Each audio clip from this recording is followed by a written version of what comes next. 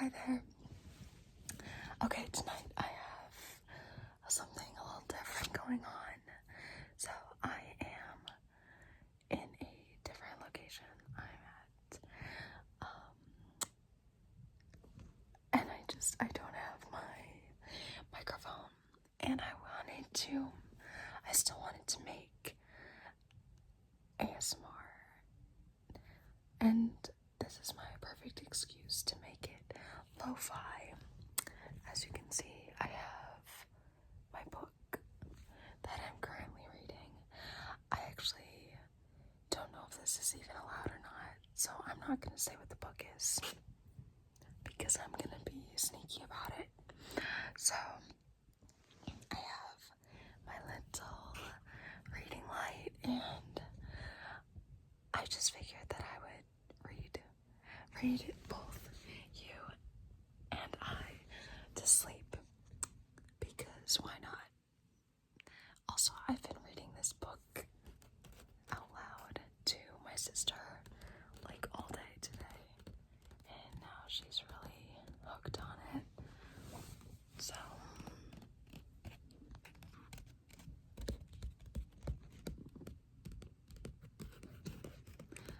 yeah, this is probably the most, like, I don't know. I'm not gonna say anything bad about this video because that's not even giving myself a chance. But I hope that you appreciate and enjoy it. And I will be back to my microphone soon. I didn't even have earbuds. Like, I have my Bluetooth ones, but I don't have like a plug-in one, so I can't even use like the Apple earbuds.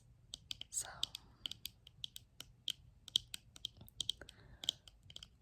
I kind of thought this would be a good idea, though. It kind of feels like a sleepover, or like I'm staying up too late talking to a friend on the phone, and like this isn't allowed, but whatever. I'm reading a book.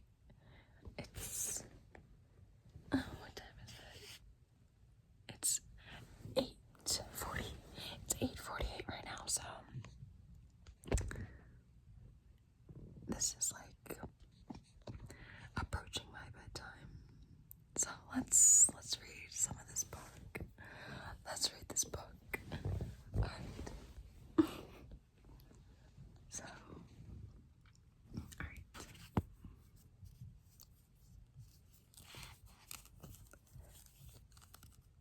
Bookmark. It's a friendship bracelet that I use as a bookmark. Okay. I'm gonna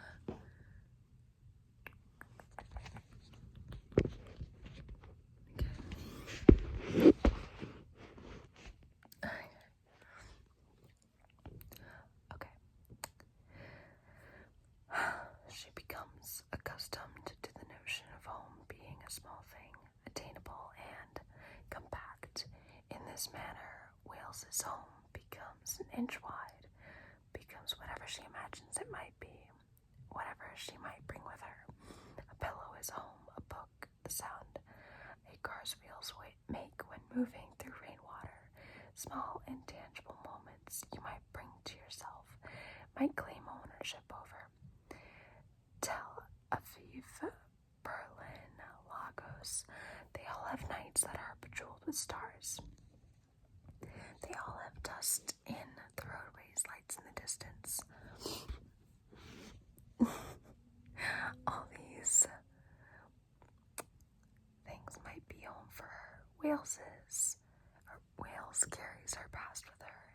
This belief that some vital core part of her has been carved away. That David Lundy is right. He will have her and no one else. She is the gun he points in a specific direction and fires.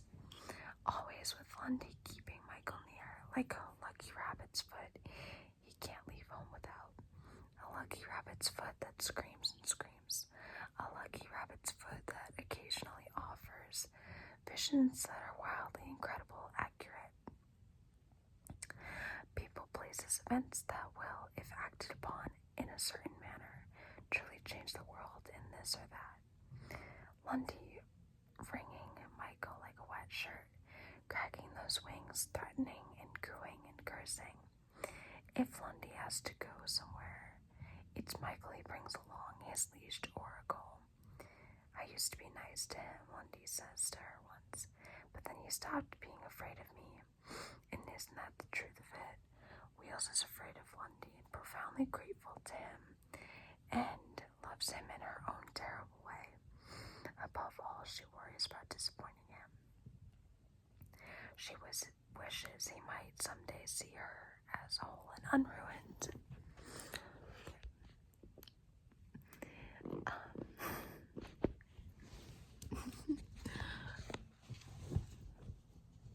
I have an annoying hair tie on my wrist.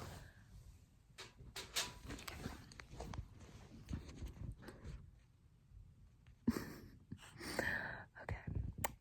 The two of them watching Michael through the one-way glass. He sits in his chair in his tiled room, elbows on his knees. The train in the floor and the eyelet they run his chain through are the only adornments in the place. Wheels is tired, punchy, biting a thumbnail. Lundy with his hands on his hips thinking. You don't like him, he says to Wheels. No, why not? He's not really anything to like. Lundy looks at her. The hell does that mean? He's a utility, something to be used. Lundy laughs softly.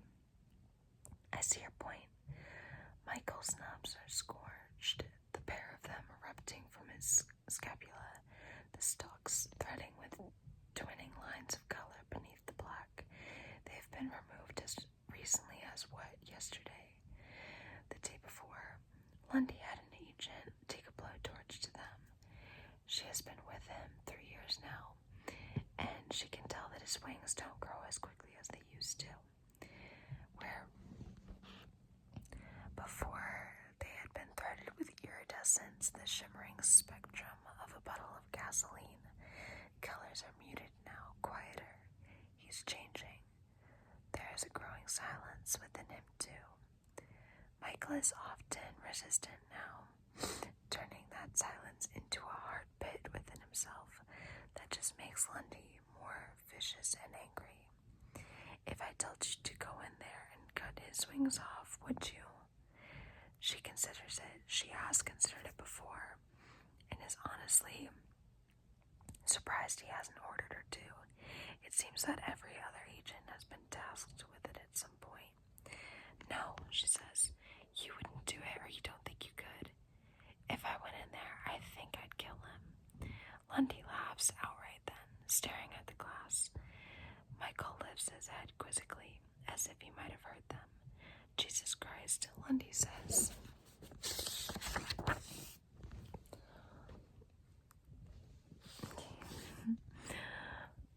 I'm serious. Oh, I believe you. I just wish you understood. Understood what? That you and Michael aren't the same, Samantha. I never thought you were, and I don't expect you to be. I certainly don't treat you as such.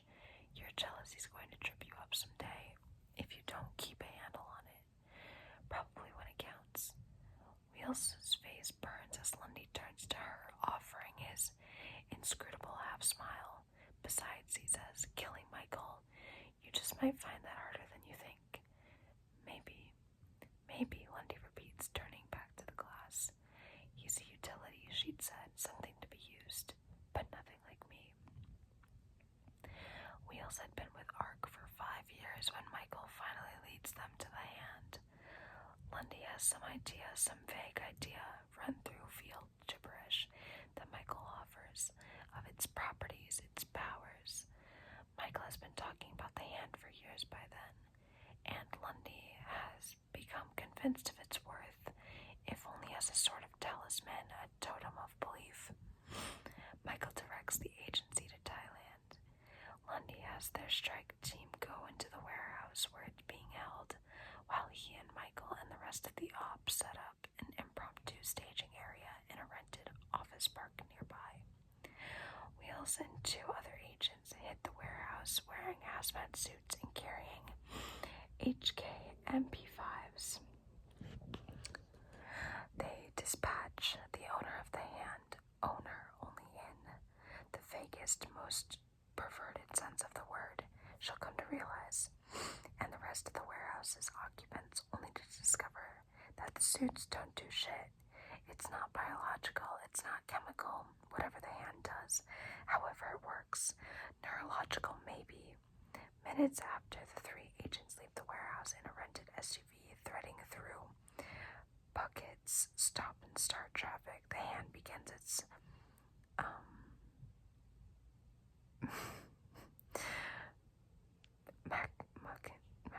machinations. I came across a word I don't know.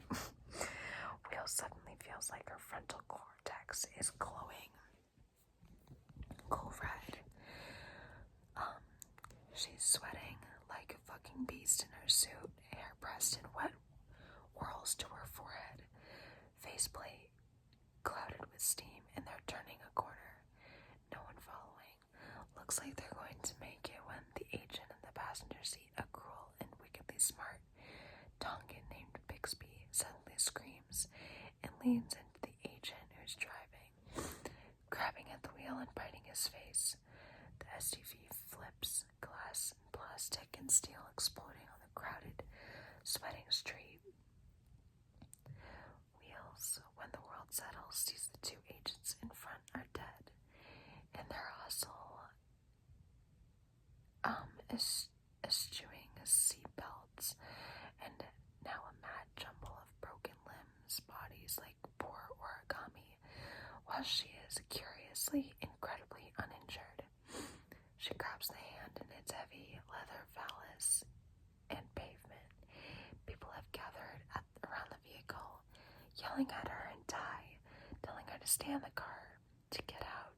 She's hurt. The vehicle will soon light on fire. Authorities are on their way. Wheels stands up and runs. The hand snarls at her with every step. She feels the molten heat of it, seeing the passing lines of faces as she runs here or there. Down a dripping alleyway, finds an all-night market that sells cell phones, buys one, and walks while she sets it up. Sends a code to a drop number, uses more cash to pay for a hotel room. Second floor with a wide balcony that looks out onto a busy street, enough room to jump if someone comes to the door. 2 hours later, a lifetime with the gibbering hand shoved under the bed, a code is sent back to her. Coordinates for a pickup. A twin prop plane gets her to Singapore. The hand stored in the rear of the aircraft, as far away from the pilot as possible. Then to San Francisco on a CIA charter, and Lundy comes through for her. Some CIA lackey greets her there with a lead-lined box that instantly mutes much of the blood song the thing throws at her. Worst of it is the headache. Her sleep shot through with truly visceral bloody dreams of her father over the 15-hour flight. When she asks how Lundy knew that lead would help, he tells her that Michael said so. She decides it doesn't change her opinion of him.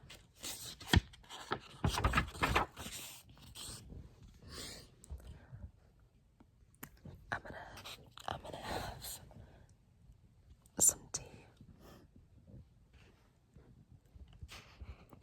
I'm laying on my stomach right now, so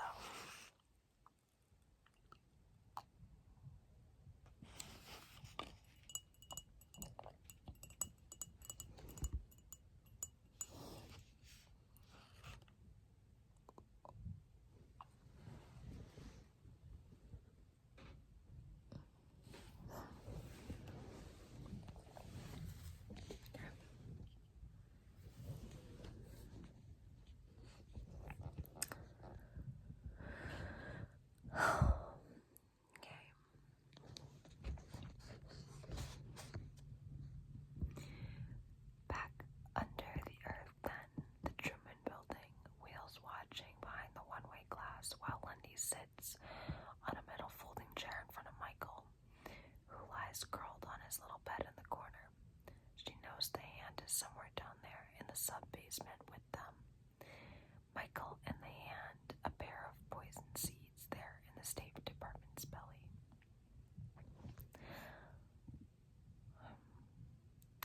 Lundy sighs and says, "Michael, what the fuck is it?" Michael curled like an apostrophe, wings just long enough to start brushing against the wall now. Colorless, joyless things these days, the no color of slate. Where does the hand come from, Michael? Michael clears his throat, keeps his eyes closed. It comes from a devil. A devil. Lundy repeats, lifting his face to the ceiling lights in their mesh cages, rolling his head on his shoulders. You know I don't really believe in that shit. Wheels marvels at this, the bravado, the grand irony of saying this to a thing like Michael. Michael clears his throat again and sits up. For a moment she swears that he looks right at her through the glass. Then he speaks right to her when he says, "Sometimes, David Lundy, things are true whether you believe in them or not." That, for a second, makes her almost like him. Lundy, however, views it as impetuousness, and he walks over and thumbs the intercom as Michael's wings clipped off with lawn shears. Lundy is beloved and well-financed and insulated from both civilian and congressional interest. Lundy's programs are not on any Pentagon or State Department budget. The money is veiled, shuffled, invisible. And then someone finds a hard drive on in Finch's lab, in some closet somewhere, and on that hard drive is an audio file that no one can actually hear without being reduced to an animalistic rage. Like Michael, like the hand, Lundy is gathering his weapons about him. But when Wheels reads the transcript, she's unimpressed. There must be something there, but most of it to her reads like a high schooler wrote it. Bad poetry, no depth, lesser meaning. But Lundy feels otherwise and takes to wearing the recording on a USB stick around his neck. The sole copy, he says. Things are at play that he clearly does not understand. Wheels worries about the moment slipping away from him, about him losing control. Finch's death unnerves her beyond words. How he was in the lab, the way he fell into that terrible dream state with the song. There's something there, some key. She worries that Lundy's in over his head and it's not feeling like seeing someone toe the abyss. Lundy asks about Finch's suicide and Michael responds in half riddles. Lundy, enraged, spits in his face and has his wings burned off again. The stench is otherworldly and harsh, cloying, and then another agent is sent in to break off Michael's smoking wings in his gloved hands, tossing the blackened shards to the ground until Lundy thinks that Michael might use them to end his own life and has them swept from the floor. In his office down there in the classified catacombs of the Truman Building, Lundy sits with his elbows resting on his knees and looks up at her with watery blue eyes, the USB on its leather cord falling from the V of his shirt. For the first time she can remember, he looks lost, and seeing it is both thrilling and terrifying. So this recording we found, Finch's recording, Wheels is sitting in her usual spot, the chair facing his desk. But Lundy has pulled his own chair around so that the two are nearly touching knees. Lundy in palaver mode. There are no windows down here in the sub-basement, and the clinical light overhead ignites the minute of burst blood vessels in Lundy's cheeks. His long, delicate eyelashes. He is not looking for advice. She knows Lundy will never ask her what she thinks. He is simply looking to absolve himself to himself. Samantha Wheels has long understood that she is Lundy's sounding board. She is the speaking mirror he gazes into when convincing himself he is innocent, simply a man. Harry, forces outside his control. He read the transcript. Yes, sir. Lundy sighs, sits up, cradles the back of his head with his arms, runs his hands over his head. How's it feel to you? Wonder of wonders. Lundy actually asks her opinion. I mean, I think it's nonsense.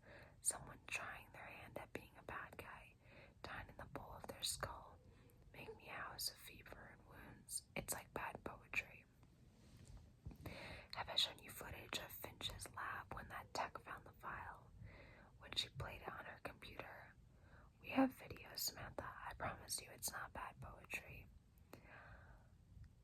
He taps the USB stick there on its breastbone. It's volatile. This woman, this lab tech, she weighed like 90 pounds. She just, I don't know, changed. A security guard had to put a round through her skull. Maybe it's not the words that matter. Maybe, says Lundy says, clearly believing otherwise. But we should be testing this thing, man, a lot more than we are. A lot more than the state allows us to. Should be fielding the parameters of it. Of the hand, like what happens if you kill someone while they're listening to the recording. Or someone gets smoked in proximity to the hand. You know what I mean? There's so much we don't know. So much possibility. That wild searching look in his eyes, Lundy on the edge of the thing. Whale's thinking again that he's in over his head with all of this, talking about killing people as experiments. You're getting in pretty deep, she says quietly. He smiles and touches the talisman on his chest again. I sometimes do think about playing it, Samantha, not going to lie. Could I stand it when it drives everyone else over the edge? What does it mean? Would it hurt? Would it feel good falling over the edge like that? Would you feel relieved, like everything was finally over? Who knows, but I've considered it.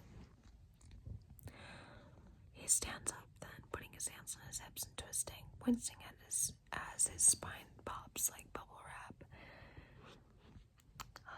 Coming back to some measure of himself.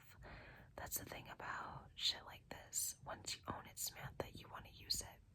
I want a king's house among the leaning world, whatever the fuck that means.